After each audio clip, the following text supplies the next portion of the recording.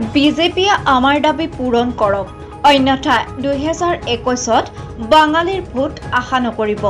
সদৌ অসম বেংগলী যুৱ ছাত্ৰ ফেডাৰেশ্যন হিন্দু বাঙালীৰ পক্ষত শাসনাধীন বিজেপি চৰকাৰখনৰ মহানুভৱতা মাথো মুখৰ কথাতহে, কামে কাজে শূন্যতাৰ বাহিৰে একো নাই।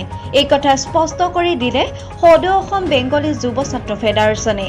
যুৱ ছাত্ৰ ফেডাৰেশ্যন ওদালগুৰি জিলা কমিটিৰ আহ্বানক্ৰমে যে আমাৰ এই নোনাই শেৰফাং সমষ্টিৰ অন্তৰ্গত এই গৰিয়াজাৰ পানেৰী ঘাগৰা আঞ্চলিক সমিতিৰ অন্তৰ্গত যিমান আমাৰ হিন্দু বাঙালীৰ লগতে আৰু বিভিন্ন জাতি জনগোষ্ঠী ভাষাভাষীৰ ৰাইজক লৈ আমি এটা সাধাৰণ সভাৰ আয়োজন কৰিছিলোঁ। এই সাধাৰণ সভাটোৰ উদ্দেশ্য আছিল যে আমাৰ এই অঞ্চলৰ আমাৰ হিন্দু বাঙালীৰ বা এই অঞ্চলৰ বিভিন্ন জাতি জনগোষ্ঠীৰ ভাষাভাষীৰ ভাতৃত্ববোধ উন্নতি সম্প্ৰতি ও প্ৰগতিৰ স্বাৰ্থত আমি আগন্তুক দিনত যে অহা 7 ডিসেম্বৰ যে নিৰ্বাচন হৈ আছে তাতে আমি বিপিএফ দলৰ মনোনীত প্ৰাৰ্থী সুৰেশ তাঁতী ডাঙৰীয়াক নাংগল ছবিত ভোট দিয়াৰ বাবে আমি ৰাইজক বিনম্ৰতাৰে আমি আহ্বান জনাইছোঁ। আপোনালোকে কিহৰ কাৰণে বিপিএফ দলক সাপোৰ্ট কৰিছে? বিপিএফ দলৰ সাপোৰ্ট কৰাৰ আমাৰ উদ্দেশ্য এটাই, বিপিএফ দল এনেকুৱা এটা দল যি দলে আমাৰ এই বিটিএডি অঞ্চলৰ বিভিন্ন জাতি জনগোষ্ঠী আৰু ভাষাভাষী ৰাইজক লৈ এই অঞ্চলৰ শান্তিৰ হকে উন্নয়নৰ হকে কাম কৰিছে। এই কামবিলাক আমি ইতিমধ্যে দেখা পাইছোঁ, আমি ৰাইজে দেখা পাইছোঁ। গতিকে আমি সদৌ অসম বাঙালী যুৱ ছাত্ৰ ফেডাৰেশ্যন আমি এই বিপিএফ দলক সমৰ্থন জনাইছোঁ। আমি হলো বিটিএডি অঞ্চলৰ ৰাইজ, বিটিএডিৰ বাঙালী যুৱ ছাত্ৰ ফেডাৰেশ্যন। বিটিএডিত উন্নতি হৈছে না নাই আমি ৰাইজেহে গম পাওঁ। বিটিএডিত আজিৰ তাৰিখত পথ কওক, দলং কওক, আজি শিক্ষানুষ্ঠান কওক, আজি মেডিকেল কলেজ কওক, হস্পিটেল কওক, আমাৰ বিটিএডিত সাৰ্বিকভাৱে আমি উন্নয়ন পাইছোঁ। লগতে এই অঞ্চলত আমাৰ যিটো বিভিন্ন জাতি জনগোষ্ঠীৰ যিটো ভাতৃত্ববোধ এইটো আমাৰ হাগ্ৰামা মহিলাৰীদেৱৰ নেতৃত্বত এইখিনি আমি ৰাইজে আমি পাইছোঁ। তো বিশেষকৈ মই একেলগতে ক'ব বিচাৰিছোঁ, মই এই BTC জোনাল কমিটিৰ সাধাৰণ সম্পাদক হিচাপে মই ইয়াৰ পৰা স্পষ্ট আকাৰে ক'ব বিচাৰিছোঁ, যেতিয়ালৈকে বিজেপি চৰকাৰ আমাৰ যিবিলাক দাবী আছিল তেখেতৰ 2021 চনৰ এছেম্বলি ইলেকশ্যনৰ আগত পূৰণ নকৰিব, আমাৰ যিবিলাক আছিলে নাগৰিকত্ব প্ৰদান, ডিটেনশ্যন কেম্প মুক্তি আৰু ভোটাৰ মুক্তি, সেইবিলাক যেতিয়ালৈকে নকৰে তেতিয়ালৈকে আমি এনেকুৱা প্ৰগ্ৰাম আমি চলাই যাম আৰু ইয়াৰ মাধ্যমেৰে আমি প্ৰত্যেকটো প্ৰতিবাদ আমি সাব্যস্ত কৰি যাম। এতিয়া আজিৰ পৰা আমি ষ্টাৰ্ট কৰি দিছোঁ। বিজেপিক আমি ভাৰতীয় জনতা পাৰ্টিক আমি স্পষ্ট আকাৰে ক'ব বিচাৰিছোঁ আৰু জনাই দিছোঁ, আমি ইয়াৰ পৰা প্ৰতিবাদ শুৰু কৰি দিছোঁ অলৰেডি।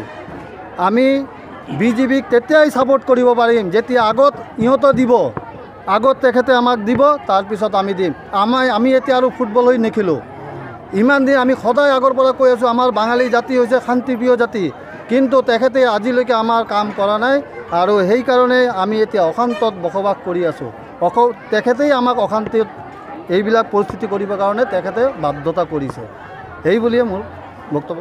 হয় চাওক, এতিয়া তেখেতে আমাক কৈছিলে যেতিয়া নৰেন্দ্ৰ মোদী 2014 চনত ইয়াত আহিলে আমাৰ PM নৰেন্দ্ৰ মোদী মহোদয়, তেতিয়া আহি পেলাই 3টা ঠাইত ডাঙৰ ভাষণ দিছিলে, মংগলদৈত, গুৱাহাটীত আৰু শিলচৰত তেওঁ 3টা ভাষণ দিছিলে। এই ডিটেনশ্যন কেম্প কিয় হতা হে, এই ভোটাৰ কিয় দিছে, ডিটেনশ্যন কেম্প हम ভাঙ দেগা তোৰ দেগা, কিন্তু আজিলৈকে তেখেতে নকৰিলে। উল্টা 400 বিঘা জমি লৈ পেলাই ডিটেনশ্যন কেম্প ডাঙৰকৈ বনালেহে, তেখেতে ভাঙা এটাও নাই, উল্টা ভৰায়ে আছে। আজিৰ ডেটত তেখেতে, আমি কৈ আছোঁ স্পষ্ট আকাৰে ক'ব বিচাৰিছোঁ, ইয়াত চাব আপোনালোকে ওৰাঙৰ এইটো 5 নং চেৰফাঙৰ তেখেতে এতিয়া আমাৰ বিজেপি চৰকাৰ হয়, যদি আমাক ইমান ভাল পায়, যদি ইমান কয়, তেতিয়াহ'লে তেখেতে কিয় ভোটাৰৰ নামত নটিচবিলাক পঠাই আছে? তেখেতৰ NRCত নাম আহিছে, তেখেতৰ ভোটাৰ লিষ্টত ID কাৰ্ড আছে, ভোট দিছে, তেখেতৰ নামত আকৌ ভোটাৰ কিহৰ?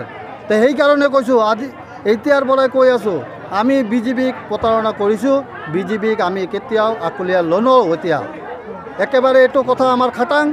আমি যদি তেখেতে আমাক মানে নাগৰিকত্ব দিয়ে তাৰ পিছতহে আমি বিজেপিৰ লগত যাম আগতে তেখেতে দিব লাগিব এতিয়া তাৰ পিছতহে আমি হয় আজি আমাৰ অল অসম বাঙালী ফেডাৰেশ্যনৰ আজি এটা সাধাৰণ সভা আয়োজন কৰা হৈছিল ইয়াতে যথেষ্ট ইয়াতে মানে বঙালী আমাৰ মানুহসকলে ইয়াতে গোট খাইছে যথেষ্ট ভাল পৰিৱেশত মিটিংটো চলি গৈছে আৰু এইটোৱে বঙালীৰ যিখিনি সমস্যা আছে এই সমস্যাৰ ওপৰত তেওঁলোকে বক্তব্য ৰাখিছে লিডাৰসকলে আৰু এটাই সমস্যা আছে আমি বাৰম্বাৰ দেখা পাই আহি আছোঁ মই সৰুৰ পৰাই পাই আছোঁ যিটো বঙালী জাতিৰ আমাৰ ডি ভোটাৰৰ সমস্যা আছে আমাৰ NRCৰ সমস্যা আছে আমি মাটিৰ পাটাৰ সমস্যা আছে এইগিলাতো বাৰম্বাৰ আমাৰ আসাম বাঙালী ফেডাৰেশ্যনে চৰকাৰৰ লগত যুদ্ধ কৰি আছে আন্দোলন কৰি আছে ধৰ্ণা কাৰ্যসূচী লৈ আছে কিন্তু চৰকাৰে আজিলৈকে তেওঁলোকৰ কথা শুনা নাই কিন্তু এইবাৰ আমাৰ BTCৰ প্ৰধান হাগ্ৰামা মহিলাৰী ডাঙৰীয়াই এতিয়া প্ৰত্যেক নিৰ্বাচনী প্ৰচাৰ সভাত তেওঁ ঘোষণা কৰি আছে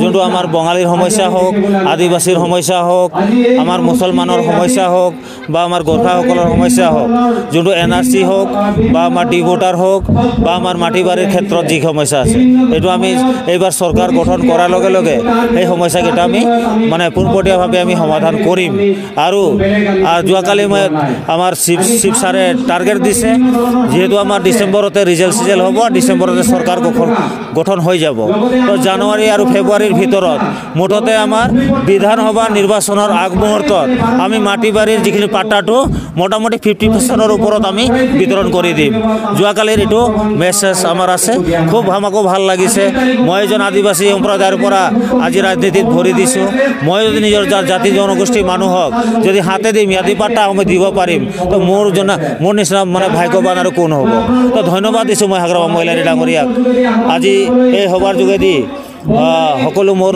সমষ্টিবাসী ৰাইজক অনুৰোধ জনাই আছোঁ এতিয়া নিৰ্বাচনৰ সময়ত বহুত মানে ৰাজনৈতিক দল আহিব বহুত নেতাকৰ্মী আহিব বহুত কথা ক'ব BPF দুৰ্নীতি কৈ থাকিব কিন্তু এটা কথা স্পষ্ট এই এৰিয়াত যদি শান্তি প্ৰতিষ্ঠা কৰিব পাৰে একমাত্ৰ BPF দল এই এৰিয়া যদি উন্নতি কৰিব পাৰে একমাত্ৰ BPF দল সেইকাৰণে সকলোকে অনুৰোধ জনাইছোঁ এই নিৰ্বাচনৰ সময়ত 7 তাৰিখলৈকে যিখিনি মানুহ আহি আছে 7 তাৰিখৰ পিছত কিন্তু এটাও মানুহ নাহে সেইকাৰণে আপোনালোকক অনুৰোধ জনাইছোঁ 7 তাৰিখৰ পিছতো আমি আছোঁ 7 তাৰিখৰ আগতো আমি আছোঁ সেইকাৰণে BPF দলৰ লগত আপোনালোকে সম্পৰ্ক ৰাখি আপোনালোকে বিশ্বাস ৰাখি আপোনালোকে কাম কৰি যাওক আগন্তুক দিনত আপোনালোকৰ ভৱিষ্যত আজি ওদালগুৰি জিলাৰ গৰুৱাঝাৰত অনুষ্ঠিত হোৱা BTC কেন্দ্ৰিক নিৰ্বাচনৰ এক সাধাৰণ সভাত বেংগলী সংগঠনটোৰ কেন্দ্ৰীয় সমিতিৰ সম্পাদকৰ উপস্থিতিত মুকলিকৈ BPF দলক সমৰ্থন জনায় লগতে কয় যে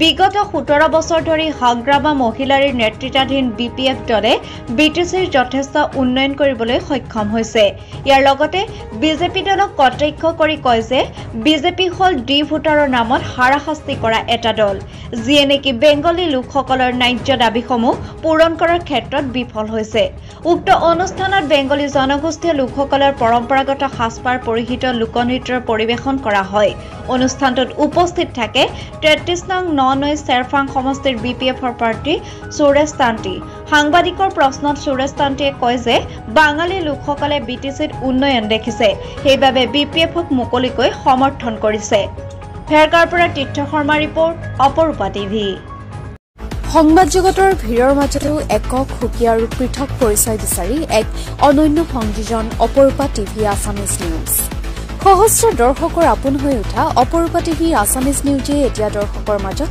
এক নতুন আলোড়নৰ সৃষ্টি কৰিবলৈ গৈ আছে দৰ্শকৰ অকুণ্ঠ সঁহাৰি আৰু চেনেহৰ টোপোলা বুকুত বান্ধি আমি আগুৱাই আহিছোঁ এক হেন্দুৰীয়া বাটেৰে সংবাদ জগতৰ সংগ্ৰাম আৰু সংঘৰ্ষৰ কাইটিয়া বাটত আমি নিৰ্ভীক আৰু নিৰপেক্ষতাৰে আগুৱাই যোৱাৰ সূৰ্যসম প্ৰতিগ্ৰাহ শিৰত লৈ আগুৱাই যাম সমাজৰ পিছপৰাজনৰ খবৰটো যাতে ৰাজ্য চৰকাৰ তথা দিল্লীৰ দৰবাৰত আমি লৈ যাব পাৰোঁ তাৰ প্ৰচেষ্টা সদায় অব্যাহত থাকিব আমাৰ এই কাইটিয়া যাত্ৰাত অপৰূপা টিভি আছামিজ নিউজত অসমৰ উপৰিও সমগ্ৰ ভাৰতবৰ্ষৰ প্ৰতিখন ৰাজ্যৰ প্ৰতিখন জিলাৰ চহৰে নগৰে গাঁৱে ভূঞে চুকে কোণে লুকাই থকা বিভিন্ন গুৰুত্বপূৰ্ণ বা বাতৰিবোৰ স্পষ্ট অসমীয়া ভাষাত সুন্দৰকৈ দেখিবলৈ আৰু শুনিবলৈ পাব ইয়াৰ উপৰিও সকলোকে আমোদ দিব পৰা ভিন ভিন কাৰ্যসূচীও দেখিবলৈ পাব অপৰূপা টিভি আছামিজ নিউজ চেনেলটোত প্ৰচাৰৰ উপযোগী যিকোনো বা বাতৰি আপুনিও আমালৈ পঠিয়াই এজন সংবাদসেৱীৰ দায়িত্ব পালন কৰিব পাৰে আমাৰ মোবাইল নম্বৰ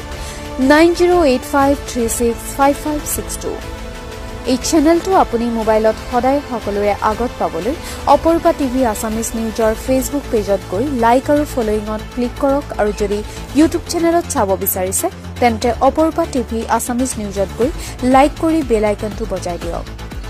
আপোনাৰ মৰমৰ এই চেনেলটোক ৰাইজৰ মাজত আৰু আগুৱাই নিয়াৰ বাবে আপুনি চেনেলটোক শ্বেয়াৰ কৰি আমাক সহায় কৰক, লগতে আনকো চোৱাৰ সুবিধা কৰি দিয়ক। আপোনালৈ বিনম্ৰ অনুৰোধ কৰিলোঁ। অপৰূপা টিভি আছামিজ নিউজৰ তৰফৰ পৰা আপোনাক ধন্যবাদ জনালোঁ। প্ৰিয় দৰ্শক, আপোনালৈ এটি বিনম্ৰ অনুৰোধ। অপৰূপা টিভি চেনেলটো আপুনি চোৱাৰ সময়ত চেনেলটো লাইক কৰি ওচৰতে থকা বেল আইকনটো বজাই ভিডিঅ'টো আনলৈ শ্বেয়াৰ কৰি কমেণ্ট কৰে যেন। অপৰূপা টিভি চেনেলটো আপুনি চোৱাৰ সময়ত চেনেলটো লাইক কৰি ওচৰতে থকা বেল আইকনটো বজাই ভিডিঅ'টো আনলৈ শ্বেয়াৰ কৰি কমেণ্ট কৰে যেন। অপৰূপা টিভিৰ তৰফৰ পৰা প্ৰতিভাৰ সন্ধান নামৰ এক প্ৰতিযোগিতামূলক অনুষ্ঠানৰ আয়োজন কৰা হৈছে। প্ৰথম পুৰস্কাৰ 15,000 টকা, দ্বিতীয় পুৰস্কাৰ 10,000 টকা, তৃতীয় পুৰস্কাৰ 5,000 টকা আৰু নিচুকনি পুৰস্কাৰ 1,000 টকা ধাৰ্য কৰা হৈছে। এই অনুষ্ঠানত অসমৰ প্ৰতিটো অঞ্চলৰ সৰুৰ পৰা ডাঙৰলৈকে সকলো ল'ৰা-ছোৱালী আৰু যুৱক-যুৱতীয়ে অংশগ্ৰহণ কৰিব পাৰিব। এই প্ৰতিযোগিতাত সকলো ধৰণৰ গীত, নৃত্য, অভিনয়, কৌতুক আদি উপলব্ধ হ'ব।